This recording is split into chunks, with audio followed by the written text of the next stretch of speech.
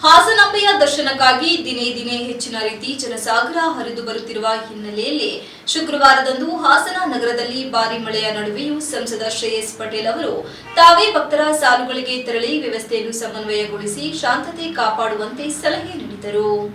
ಹಾಸನಾಂಬೆಯ ಜಾತ್ರಾ ಮಹೋತ್ಸವದ ಹಿನ್ನೆಲೆಯಲ್ಲಿ ಕಳೆದ ಕೆಲವು ದಿನಗಳಿಂದ ಹಾಸನ ನಗರದಲ್ಲಿ ಲಕ್ಷಾಂತರ ಭಕ್ತರು ಆಗಮಿಸುತ್ತಿದ್ದಾರೆ. ಶುಕ್ರವಾರದ ಬೆಳಗ್ಗೆಯಿಂದಲೇ ದರ್ಶನದ ಉತ್ಸವ ಹೆಚ್ಚಾಗಿದ್ದು 300 ಟಿಕೆಟ್ ಸಾಲುಗಳು ಸಿಟಿ ಬಸ್ ನಿಲ್ದಾಣದವರೆಗೂ ವಿಸ್ತರಿಸಿವೆ. ಮಳೆಯ ಅಡ್ಡಿ ಇದ್ದರೂ ಭಕ್ತರ ಉತ್ಸವ ಕಡಿಮೆಯಾಗಿಲ್ಲ.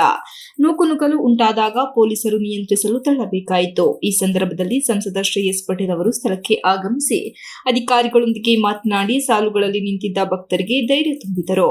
ಮಳೆ ಸುರಿಯುತ್ತಿದ್ದರೂ ಛತ್ರಿ ಅಥವಾ ರೈನ್ಕೋಟ್ ಬಳಸದೆ ಭಕ್ತರ ಮಧ್ಯೆ ನಿಂತು ಎಲ್ಲರೂ ಶಾಂತ ರೀತಿಯಲ್ಲಿ ಸಾಲುಗಳನ್ನು ಕಾಪಾಡಿ ಸಹಕರಿಸಿದರೆ ಪ್ರತಿಯೊಬ್ಬರೂ ದರ್ಶನ ಸಿಗುತ್ತದೆ ಎಂದು ಮನವಿ ಮಾಡಿದರು.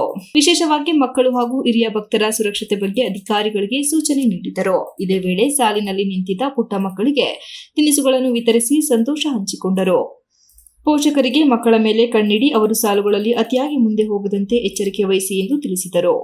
ಸ್ಥಳೀಯ ಜನರು ಹಾಗೂ ಭಕ್ತರು ಸಂಸದ ಶ್ರೇಯಸ್ ಪಟೇಲ್ ಅವರ ಈ ನಡೆಗೆ ಮೆಚ್ಚುಗೆ ವ್ಯಕ್ತಪಡಿಸಿದ್ದಾರೆ. ಮಳೆಯಲ್ಲೂ ನೆನೆಯುತ್ತಾ ಜನರ ನಡುವೆ ನಿಂತು ದರ್ಶನದ ವ್ಯವಸ್ಥೆ ಮಾಡಿಕೊಳ್ಳುವುದು ನಿಜಕ್ಕೂ ಪ್ರೇರಣಾದಾಯಕ. ನಾಯಕರು ಜನರ ನಡುವೆಯೇ ಇರಬೇಕು ಎಂಬುದಕ್ಕೆ ಇದು ಉತ್ತಮ ಉದಾಹರಣೆ ಎಂದು ಅಭಿಪ್ರಾಯಪಟ್ಟರು. ಹಾಸನಾಂಬೆಯ ದರ್ಶನದ ಹಿನ್ನೆಲೆಯಲ್ಲಿ ಜಿಲ್ಲಾಡಳಿತ ಹಾಗೂ ಪೊಲೀಸರು ಸುರಕ್ಷತೆ ಹಾಗೂ ನಿಯಂತ್ರಣಕ್ಕೆ ಹೆಚ್ಚಿನ ಒತ್ತು ನೀಡಿದ್ದು ನಗರದ ಪ್ರಮುಖ ರಸ್ತೆಗಳಲ್ಲೂ ಭದ್ರತಾ ವ್ಯವಸ್ಥೆ ಬಿಗಿಗೊಳಿಸಲಾಗಿದೆ. Srinivas, TV 46 news Kannada, Hassan. You are watching TV 46 News Kannada.